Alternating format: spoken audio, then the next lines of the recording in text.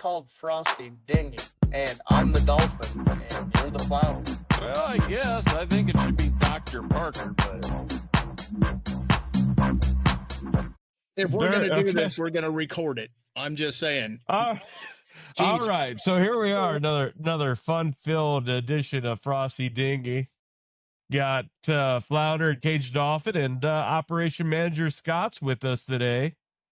The plan was to talk about college football, but we got to start with a more important subject, it sounds like.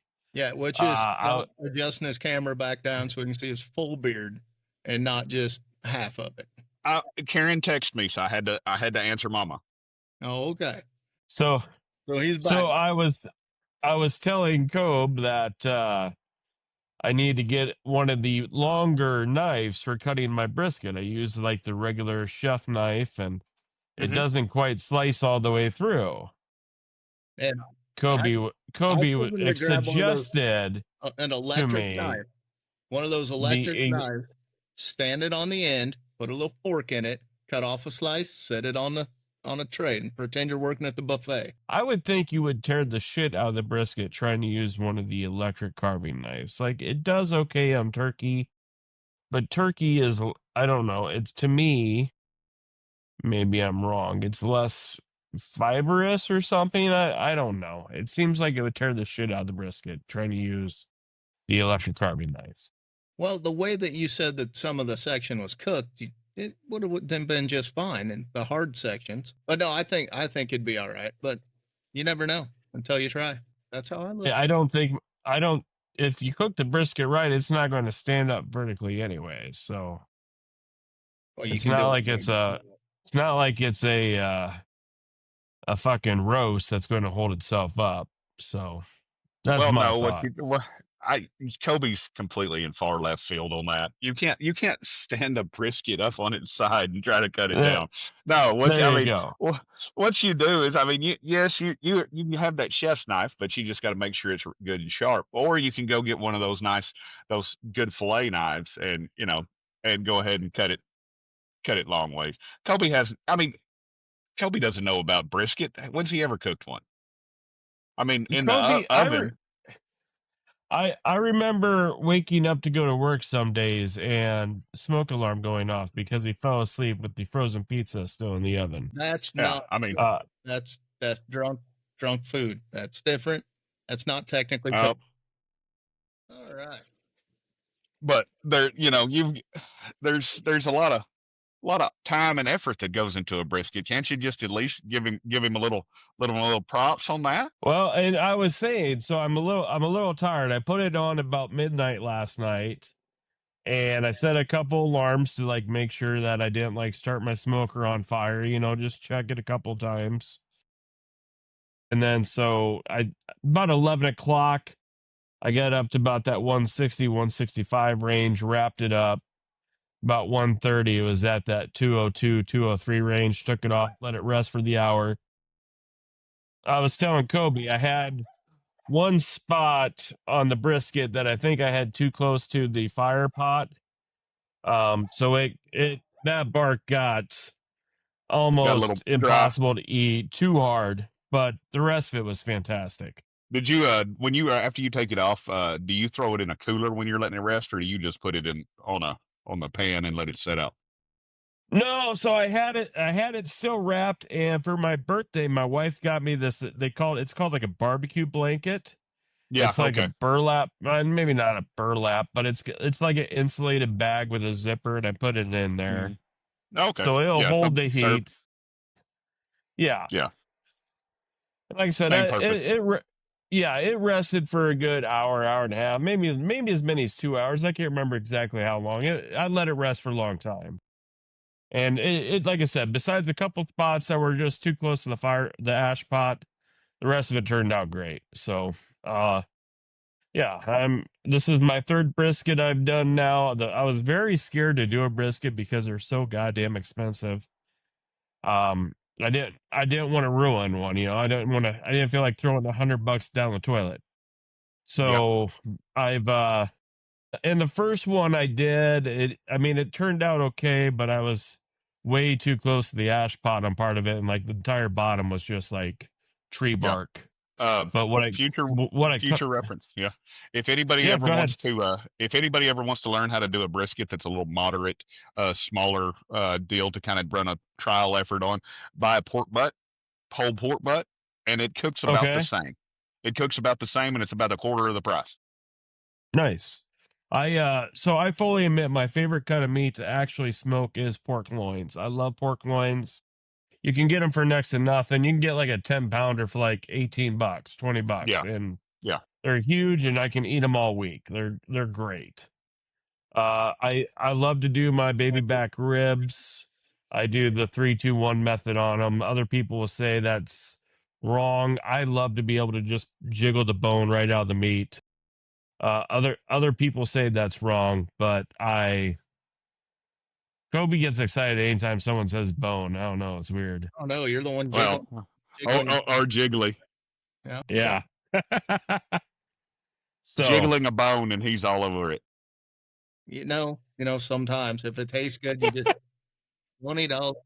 So I told Blake to study this week, and he is doing it currently for the what's he trying to study? NCAA football. That's why we brought you on here, so you can get us on a rundown of the foosball. The foosball. I 1,000% admit I am not a college football guy. Like I watch it a bit, but I don't live it. Like NFL, it is on all day Sundays, all day, Monday nights, Thursday nights here in my house. College football, and maybe this will be different this year. For the last like dozen years, I've been working Saturdays, so it was one of those things that I just wasn't able to get into it as much. So maybe that'll change this year. Well, why don't you give us the real reason why you kind of turned away from the NCAA? Because you always bring up the transfer portal. Yeah, so I mean that hasn't helped it in my eyes with the whole transfer portal and the NIL. Like I said, I find it frustrating, and I get it. There's gray areas. We've talked about this. If I'm 18 years old and I'm getting ready to go to college and I'm being recruited to a big time college and they fire their coach before I ever get there, I shouldn't have to sit out a year. Honestly, I think anytime there's a coaching change, I think those kids should be allowed a free transfer. But if you're just wanting to go from school A to school B to school C without ever sitting down, I find that to be bullshit. When we tried doing that when we were in college, you'd lose a year of eligibility out of it. Yep. That was. So I totally agree with that part. It shouldn't be, sign a contract with the school for a year and then move on. Not when you're getting a free education out of the deal. Well, you're supposed to be getting a free education out of the deal, but if you don't go to class, that's on you. Or if you take underwater basket weaving or pretty much any of the social sciences. Didn't you take that at? No, I took worse. I was going to be a PE coach. Oh, okay. Yeah, get paid to teach PE, but only for coaching reasons. Yeah, well, so you basically you went ahead and took the how to get on your knees 101. No. I changed it to and flat on your back 102. We found out that I didn't want to teach anymore, so we started going down the athletic trainer role there for a while. Oh, yeah. The role is definitely that. They flunked him out of the program for college for coaching shorts 201. He did all right on the pants, but the coaching shorts didn't work out in his favor, and they're like, "No, you're done." Yeah, just look like a thong. I mean, come on.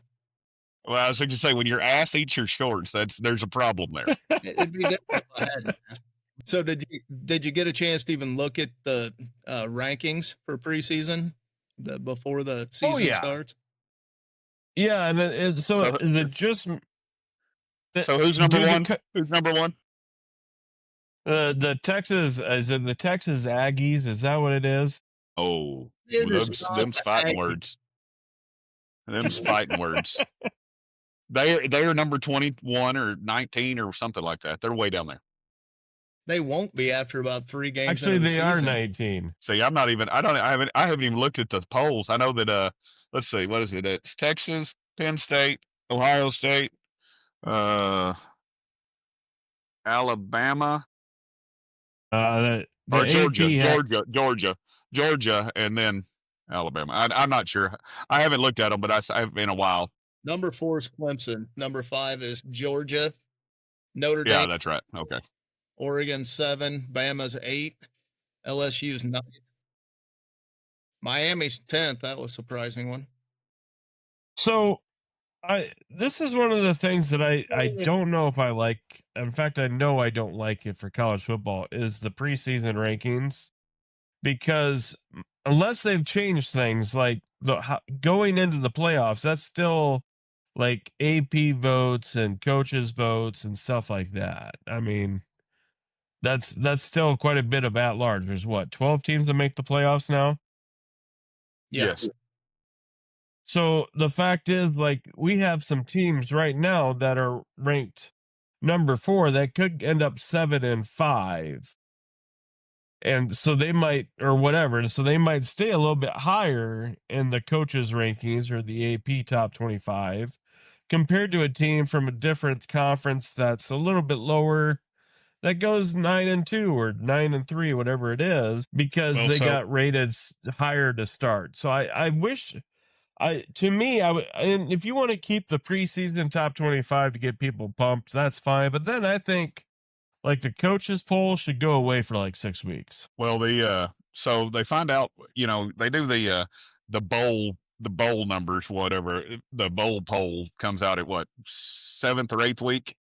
Yeah, somewhere around. So they have the coaches poll and the AP poll before that, and then a computer generated poll comes out week 8 or week 7, week 8, and that's what they base the bowl championship series poll.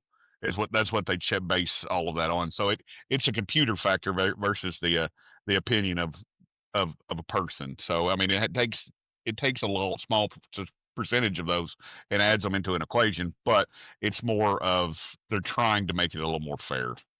So back in the old days, it was just the 4 teams that got into the big time.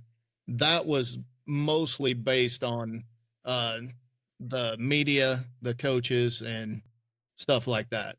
That's how they got the rankings before the computers actually got tied into it. So now it's like the strength of teams plus how they finish. Because I thought the BCS like started in like the early 2000s, which was like the original computer, and that's how they decided just the 2 teams even typically that were going to play for the championship. A lot of that had input from the coaches and the media, though, into the system. Right. It didn't take all the power out of the voting public at that point as much as it does now, in my opinion. I could be wrong on how they were doing it, but it felt like that the media and the coaches had more control of who could go and who couldn't back in the day than they do now. But unless you're in one of the power conferences, you pretty much don't have a shot of making the playoffs. Right. Realistically. Unless you're like Notre Dame. And undefeated. Well, you're undefeated. I mean, like, what was it? Who was it last year that was Boise they got in? Yeah, well, Boise, but I mean they're not in a great conference, but they always had a power output behind it. So you want to just go through the conferences and talk about who you got on top? Well, I guess we could probably go ahead and start and kind of talk about last night's season opener with K-State and Iowa State. Kind of an upset there. Kind of an upset there, technically. What? You talking about the Kansas State game? Yeah, Kansas State, Iowa State. So the rankings had them 17 and 22, but the betting favorites had Iowa State winning it. They played at Iowa State, though, didn't they? No, they played in Ireland. Dublin. Yeah, it was an overseas game, and Iowa State was favored favored to win that game, even though they were ranked lower. Turned out, 24-21 for a final? Yes, I believe so. But yeah, I watched a little bit of that game. So a lot of the issues they were having in that game were the field conditions. It was really sloppy. They don't really know how to set up a field for that type of play. And there was a lot of missed chances in the first half, offense especially, because of the field conditions they're out there. And they kind of switched what they were doing by halftime, and it turned into a running game for Iowa State and then a passing game for K-State, when before they were going the opposite direction with it. Yeah. So, but that's one of so those I would say part of it is, that, I'm sure part of the whole field situation is the fact that was played on like mostly a soccer field, which those turfs are just not set up for American football the way they need to be. It's two completely different style games, two completely different style cleats. The soccer cleats are obviously smaller, kind of like a sharper cleat, I guess you would say, where the football ones are typically deeper and duller and are meant to dig in better. So yeah, I think that probably led to some of the turf problems that they had. Yeah, but other than the turf issues, it looked like a fun, exciting game to be at. Well, I told my aunt, because she was watching with us, I'm like, they are in Ireland, so maybe they shouldn't have let them drink before the game, and it would have looked a little better. There's a possibility of that. So everybody's Irish today. Get your fucking rope. So let's just kick her off with the ACC. Who do you got in the ACC as your teams to watch for, and who do you think is going to win the ACC championship? Because that's a tough one, because you got a couple pretty good teams in there that can vie for the top of the preseason poll right now. Well, what I find really any more crazy to me is you look at the ACC and you look at Stanford is in the ACC. Andrew Luck has taken over that program. He's their football czar. You got the Cal Golden Bears are in that conference. About everybody else is on the East Coast. I mean, you can throw in SMU, which is a Texas school. Everybody else is kind of along the East Coast. So, like, you take a look at people like Cal and Stanford, they got a lot of traveling they got to do. I think that's a major disability for them. I let's be honest, I think Miami's probably got the best shot. They got a lot of money behind them, which anymore in college football, that's really what matters, is how much money can you throw at the players. Well, I mean, you've got a let's see. East Carolina's always got a pretty good team. Clemson. I mean, they're not Heisman quarterback coming back though. Clemson's supposed to be the powerhouse of that division right now. I'm in the wrong company. Yeah,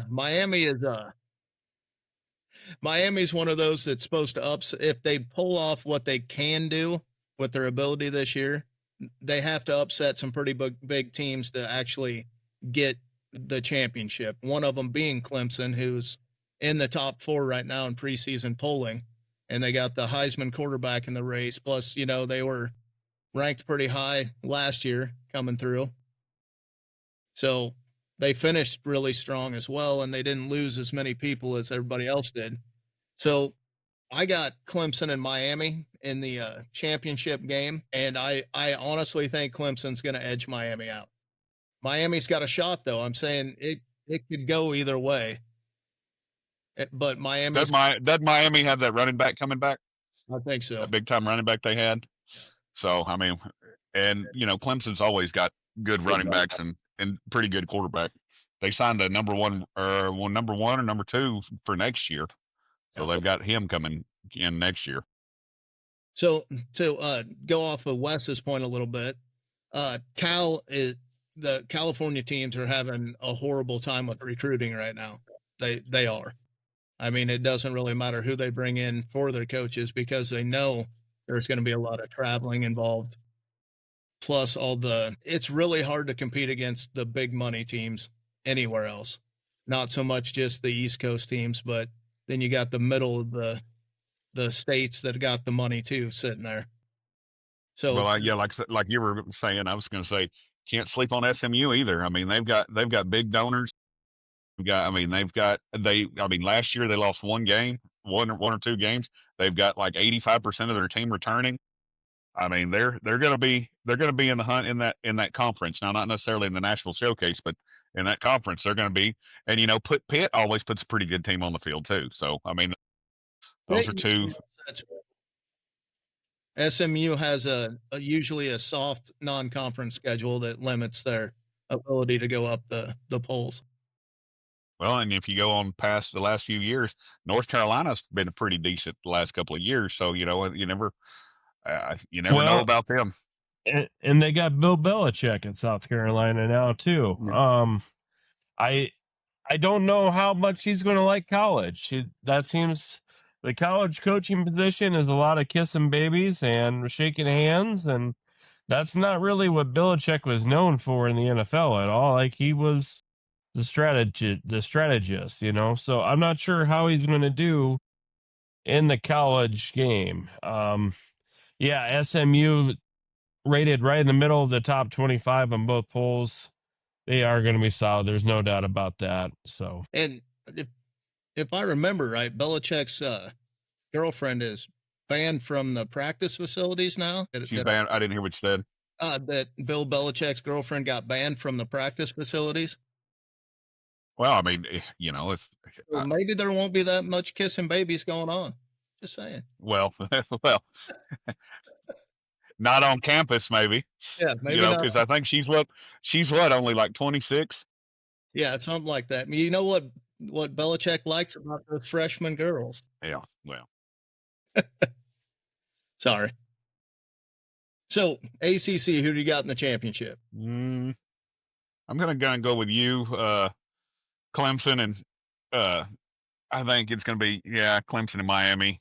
I'm not gonna sleep on SMU, but I think Clemson, Miami, and I think with the way that I mean, you can't ever count out Dabo Swinney, but I think with the way that Miami's going to have to control the ball and they're going to have to use their running game, I think they edge them out. Wes, how do you feel on that? Yeah, I agree. I think Clemson, Miami. From a heartstring standpoint, I would love to see the Pitt Panthers kind of go up in there just because like they're one of the smaller schools. It feels like I'd love to see them to figure out a way to get up in there. But yeah, I'm guessing it's probably going to be Clemson and Miami. All right. So we'll just keep her in alphabetical order. What about you? You're not calling your shot? I called my shot first, and that's why Scott said, like you, I'm going with Clemson and Miami in the championship. Yeah. I started this shit, man. Yeah. And then we got off on everywhere else in the conference instead of alluding for everybody else in the conference and then doing the picks. Yeah, there you go. Let's do this on the next one when we go to the Big Ten. Let's start with who we like and what they're. All right. Do you want to go with who's going to be in the championship first? Do you just want who do you like, and then we'll talk about championship at the end of it? Is that what we're doing now?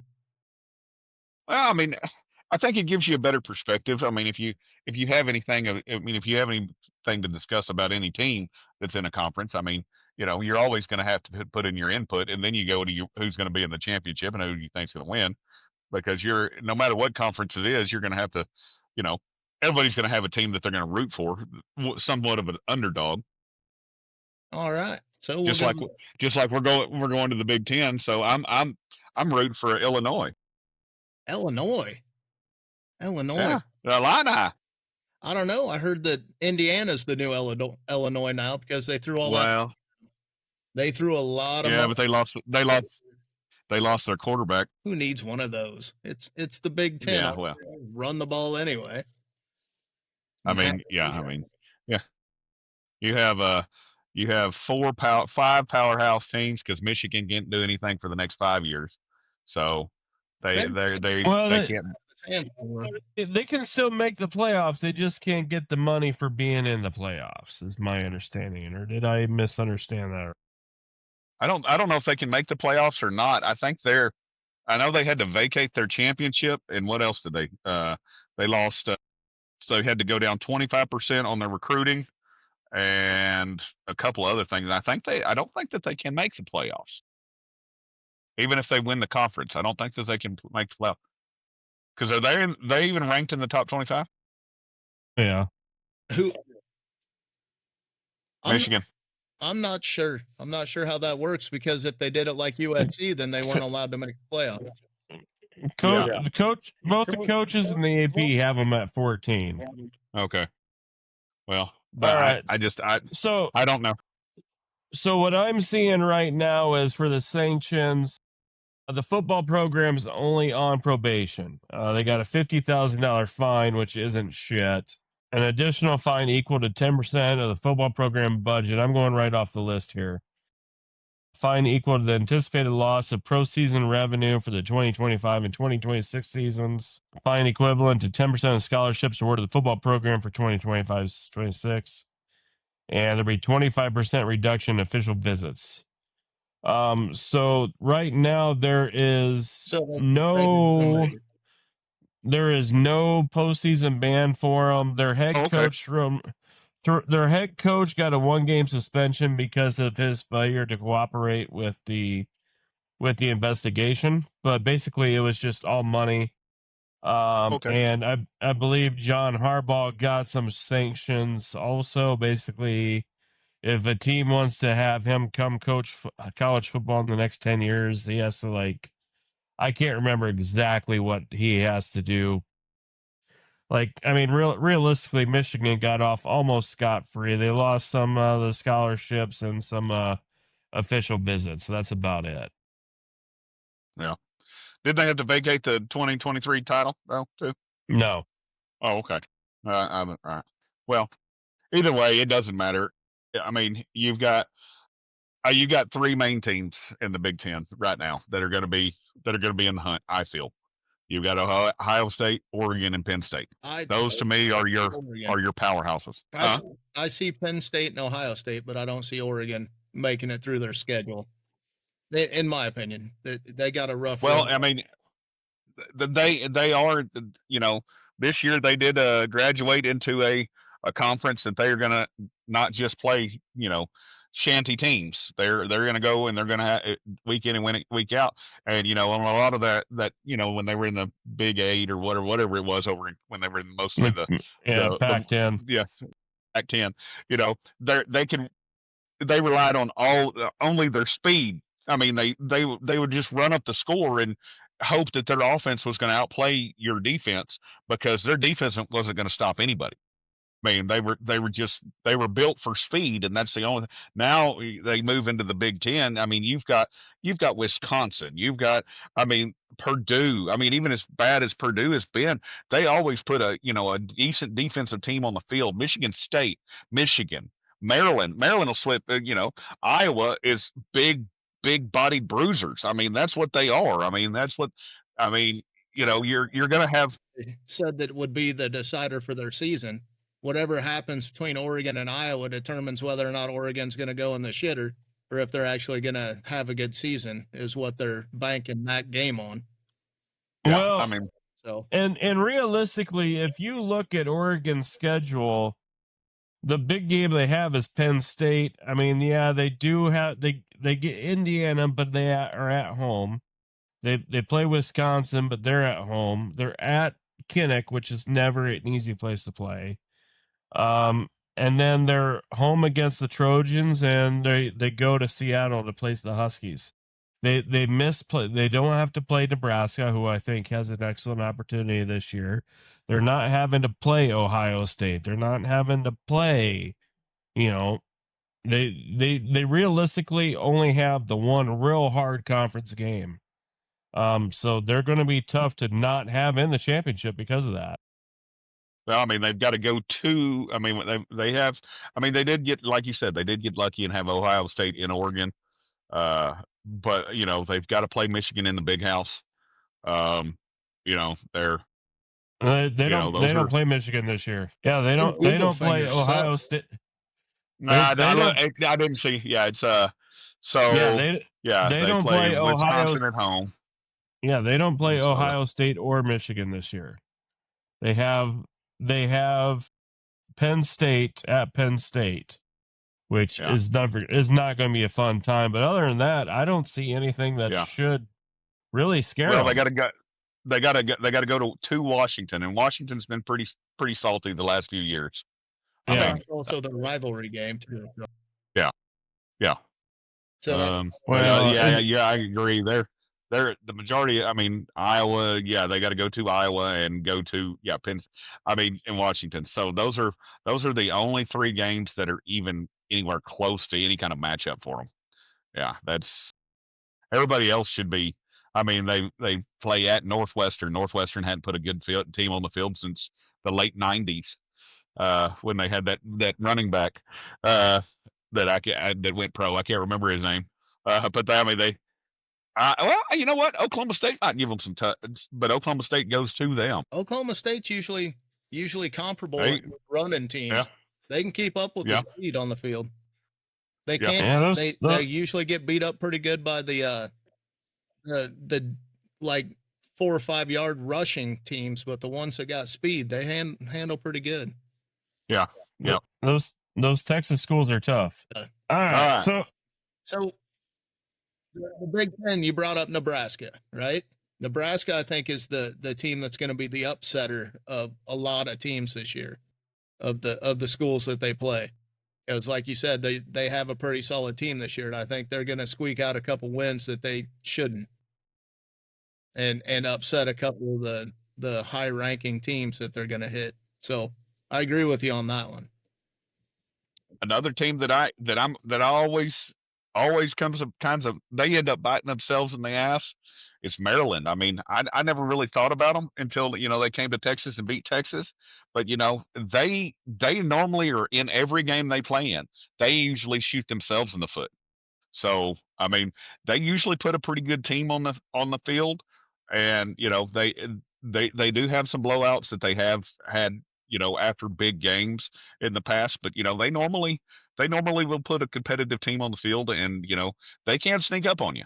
I mean, that's been their MO for years now. Well, they have been that, but I don't see them as a threat to any of the big teams in the conference. I agree. They're not going to sneak out that upset win. I don't think they got it. They may take it down to the wire and make people think that they're going to make a lot of bank off the sports betting, but I don't think they're going to pull off an upset this year. I just don't see it. Minnesota's got a better shot at that than that was going to be my other team that I was going to say, and that it's Minnesota. And I hate to say it, USC might be one of those. I mean, they've got it. They can't go anywhere but up. Yeah. I mean, they hit the crapper the last. I mean, they gave Lincoln that big contract, and he hadn't done anything. And this year is the proof's in the pudding. It's either this year or he's probably gone.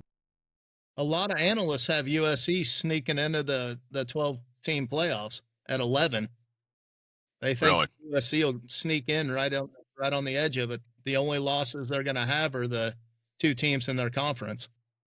That's the ones that they're putting on, and that's what's going to keep them out of the championship game, is just their other conference teams' plays.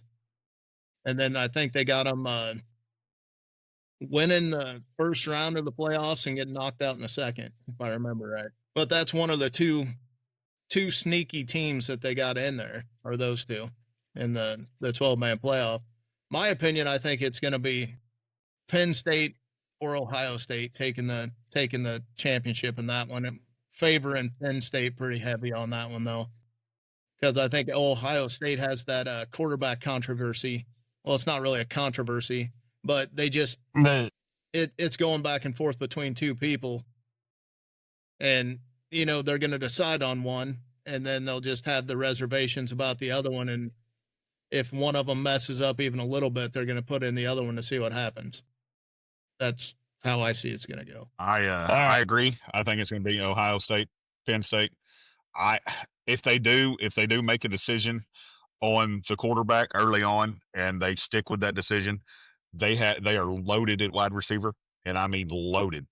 I think Ohio State has too much speed for Penn State. if they do it. I think Ohio State will beat Penn State if it comes down where they make a decision on that quarterback controversy, and then they get him and he does well. He's got a lot of weapons, and I just think that Ohio State can run Penn State off the field. Well, I'm going to go Ohio State because I do think they're the best team in the conference. They got a hard schedule. They got a lot of, starting with Texas, and it doesn't get much easier there. Honestly, since they've changed the rules, and it's the top 2 teams, period, that play in the championship game, doesn't worry about divisions, I'm going to go Nebraska. They got what looks to be a very advantageous schedule. They only have 2 games right now against ranked teams, and that's Penn State and Penn State. He did pick Nebraska, so yeah, I heard that in between the blips that I heard. Oh, lost him completely. That's right. He'll be back in a minute. He always rejoins and gets going. So I don't disagree with him thinking Nebraska's got a shot at getting up there, but it's going to be tough to take out either Penn State or Ohio State in that conference. It really is. Well, I agree with you on Penn State. I mean, Penn State, as far as grounded pound, they can line up with anybody. But I just think, Ohio State's got that phenomenal wide receiver that they're picking to be a Heisman Trophy finalist already. And, I mean, he had a monster year last year. And you can only – he's going to I think he's going to add to it. And if they get that quarterback – that where they're done with that quarterback conversation, I think Ohio State is good enough to be in the championship. They just with all the talent they've got. I think they'll be in the conference championship. I really do. But Penn State's got 12 people coming back this year that most of them could have been drafted high in the second round, and they decided to come back and take a run at it. If they don't get it done this year, that program's going to get disbanded and rebuilt. They got too much power. That's what they always do. Yeah. So they'll be down for a year or two, and then they'll come out of nowhere, and they're right back in the hunt. So Wes sent me a message, said that he wants Ohio State, Nebraska in the championship. Okay. I don't know. Penn State's hard to keep out of that conversation. Ohio State is also hard to keep out of that conversation. Yeah. That's somebody's got to drop in that one. But the Big Ten, is just crazy loaded with teams anymore. So yeah, we might as well slide into one that I'm not. Let's skip the next one because he'll want to be here for that. The Big 12. Yeah. Those have all the teams that he likes, the underdogs. Yeah. Okay, so get out of the Big 12. What are we going? Are we going? So we'll stay on the do powerhouse and go straight to the SEC. And just, I was going to say, are we going to do Conference USA or Pac-12? No, we aren't doing the small divisions. It's only ACC, Big 12, SEC, and then Pac-12 is you got one that can squeak in. There's only one spot that isn't going to be. Boise State. Well, 2 spots. Sorry, 2 spots. Pac-12. I mean, they've only got. I mean, they're. Yeah. So I'll throw it out now, and we can always come back to it. But the 2 teams that aren't out of the look who's back. Hey. Just in time, so we'll save what I was about to say. Honestly, we just had this full-blown conversation about we were going to go down the alphabet line, and we decided to skip over a conference that is filled with your kind of teams. That we have decided it's the underdog conference, and that's what you root for. So we're going to hop right into the Big 12. All right. And the Big 12 is full of teams that live on hopes and prayers. Okay. I got the returning champion of that conference last year, Arizona State. They're going to be a handful for that conference and probably going to finish about 9-3. And I think what they're one of the people that are going to be the ones to look out for in that conference and eat up the conference wins. But their schedule on the outside of that is horrible. they're going to get beat up quite a bit in the non-conference games. Tech, I haven't heard much out of Tech. Tech's in the top 25. Yeah, I just haven't heard any news coming out about Tech very much. Yeah, and I mean they've got a pretty decent schedule. They got Arkansas, Kent State, Oregon State, Utah, Houston, Kansas, Arizona. They play at Arizona State, and they got Arizona. They're at Arizona State and at Kansas State, at West Virginia. But all their other Big 12 games are at home, so they got 5 of their Big 12 games at home. So, I mean, yeah, it's I kind of have to subliminally root for Tech. You know, Jackson goes there, and Kylie's a professor there. Don't get me wrong. I love Tech. I love the program. I love the offense that they run down there. I love it all. They don't have it right now. I just don't think they have it. I think Utah's a better contender in that conference than Tech is. Well, Utah lost their quarterback. They don't have a quarterback. They lost one of their wide receivers, and they lost their tight end to the draft and their middle linebacker. So, I mean, they're having to replace quite a bit of their stuff. So, I mean, I used to get some good talent for that, and they matured them real quick. That's the talk coming out about Utah right now. So, Wes, who do you think is always a contender in the Big 12? Because I know we can throw Iowa State out there. Yeah, we're going to go Iowa State. Iowa State's always pretty good. They don't have much for opponents this year. Yeah. Right when we bring up Iowa State, Avoca's like, no. And no more talk about Iowa teams. But yeah. There he is. There he is. So this is great. So Iowa State, yes, they don't have much. He's frozen again, motherfucker. So I was putting my phone back on my stand that time. He froze with that O face. So yeah, His normal look. So Iowa State, obviously, I think that Kobe gets real excited about meat jiggling. Don't forget to throw in the bone.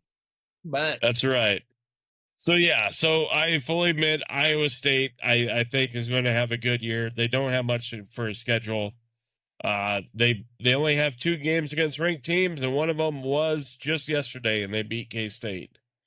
The only other game they have ranked right now is Arizona State, and that is at Ames. So I like their chances. And they proved last year they can win football games. The other team that I'm going to go with from the Big 10 or Big 12, I'm going to go with UCF. Once again, they only have the 2 ranked teams that they play on their schedule. One of them is K-State at home. The other one's Texas Tech, and that's at home.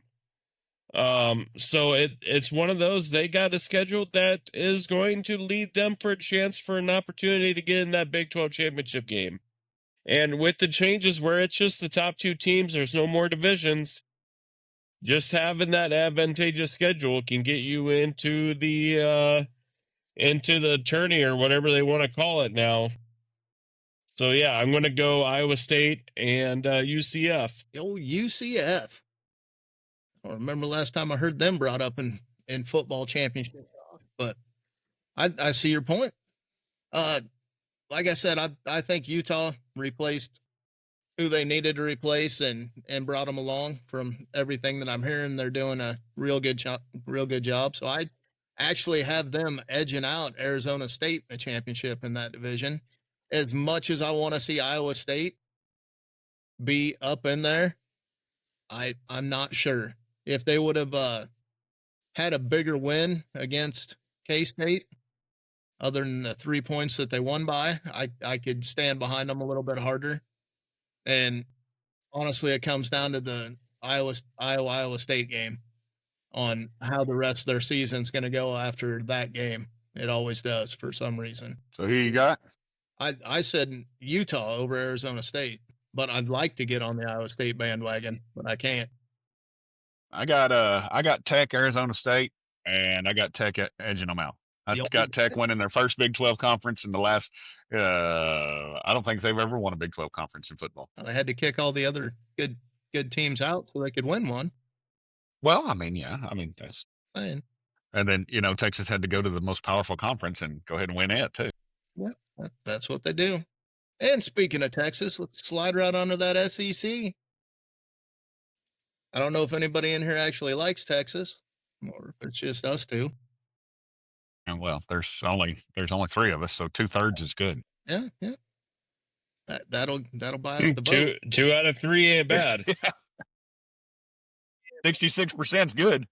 That's a Hall of Fame career in Wes's favorite sport. That's right.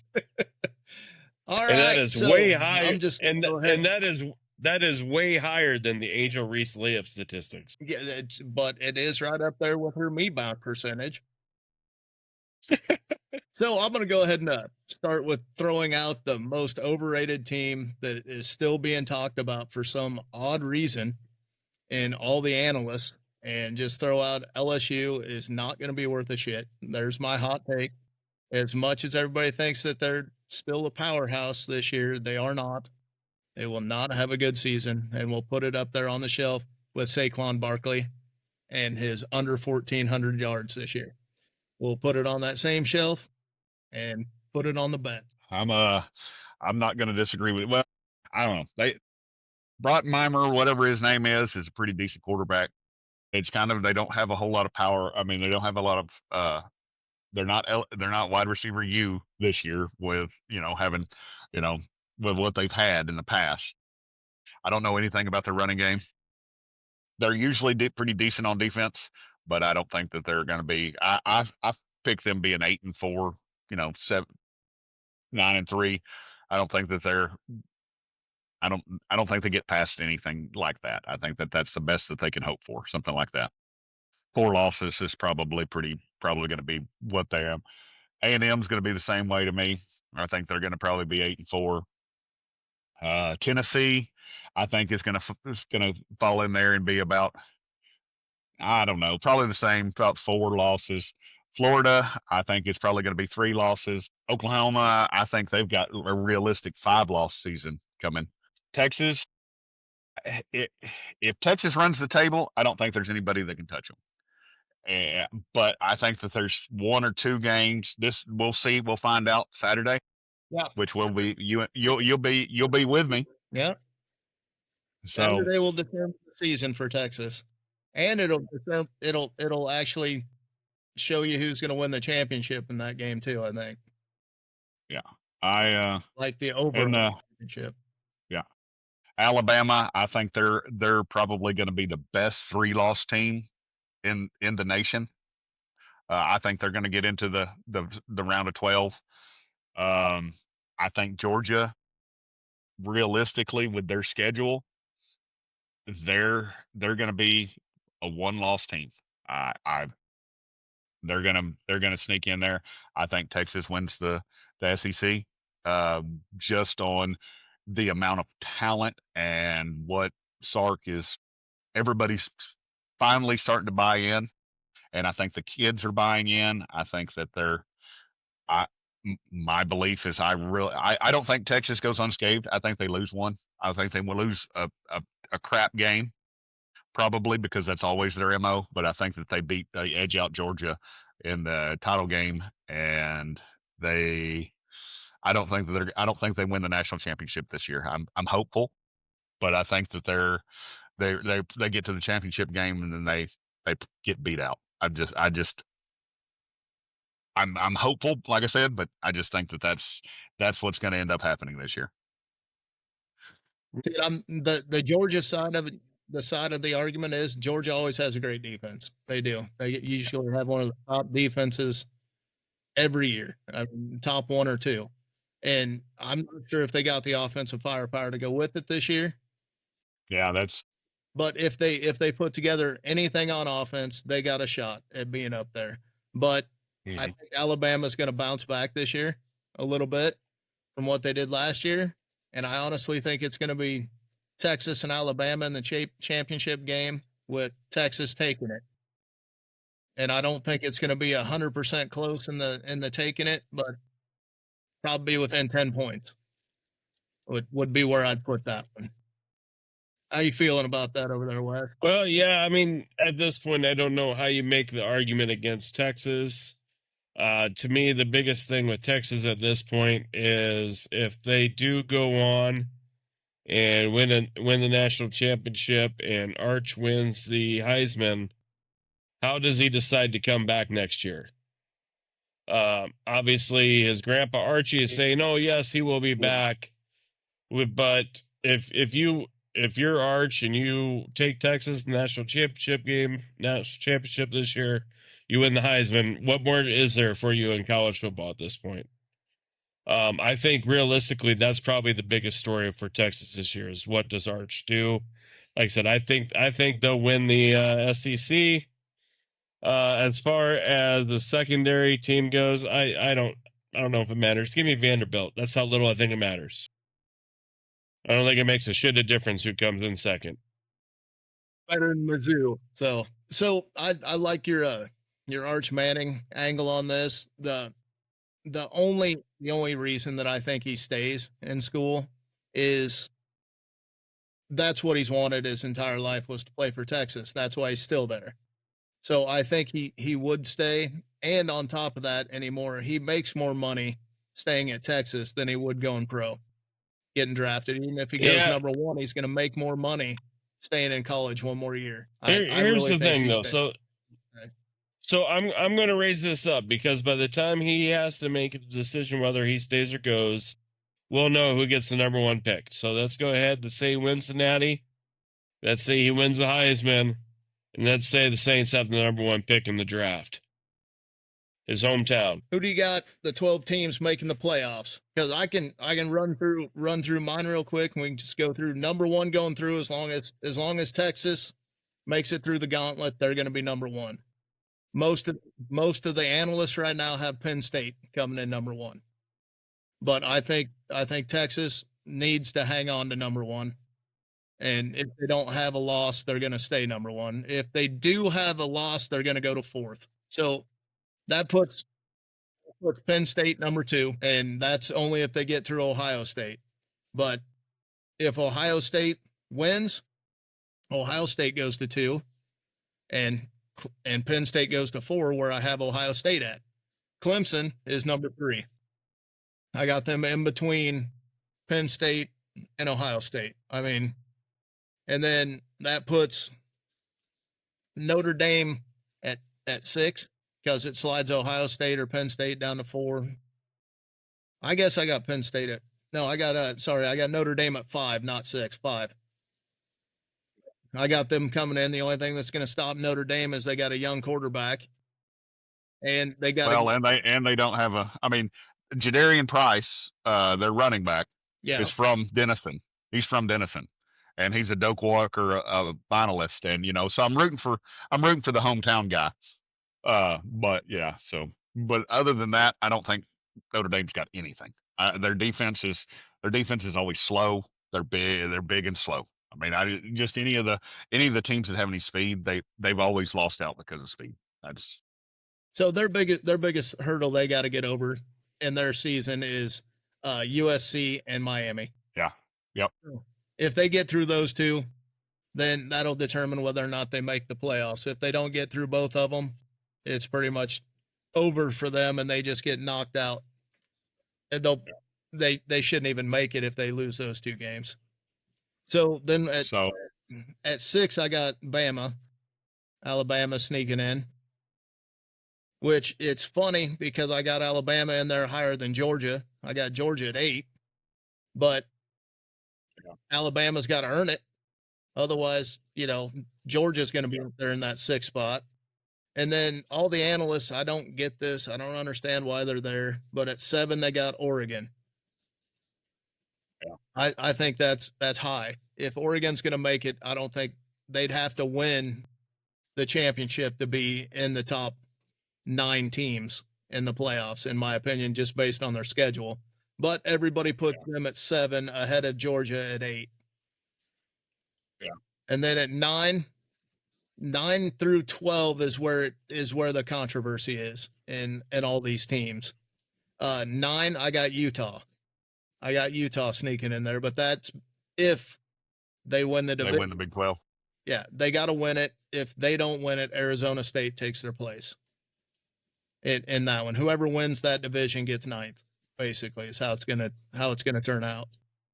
And then I got Miami coming in at 10. As long as they handle Notre Dame, they'll make it. they'll easily make it in at 10.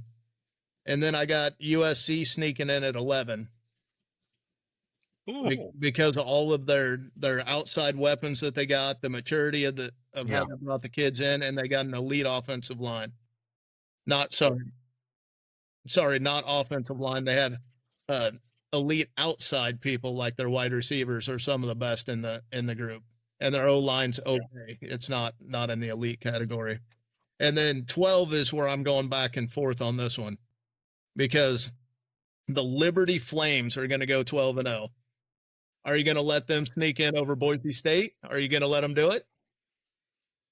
I would. I don't know. I just because of how bad they got embarrassed in the bowl game last year. Because if they get in, they're just going to get the shit stomped out of them by Ohio State. Yeah. Or so mine's in third. I'm just going to go how it is ranking right now. I'm going to say Texas is either, like you said, 1 or 4, depending on if they lose. I got Ohio State, Penn State 2 and 3, and then I'm moving. I move if Texas loses, I move Clemson to 3, and Texas drops to 4. Okay, I think I'm kind of I lean with you. I think Alabama is in that 5-6 spot. Georgia goes down to where Alabama is on the deal. LSU is out. I think Miami is right in that 10. They stay 9 or 10. I like Illinois. I really do. I think Illinois gets in there in the Big Ten, and I think that SMU is going to sneak in there at 12. I really think SMU will sneak in there at 12. And then and to round out my my top 12, I think Florida sneaks in at 11. Oh, yeah, I can see that happening. I think that it's the way it is. I think all of them except for LSU gets knocked out, and then you move them down a spot. I think Florida jumps in at 11, SMU at 12, and Oregon's out, LSU's out. I think Oregon could be in. I just think but I think they're going to get rattled. I think they're going to be thumped. I don't see Oregon either. That's why I hated bringing them into my conversation, but that's where everybody.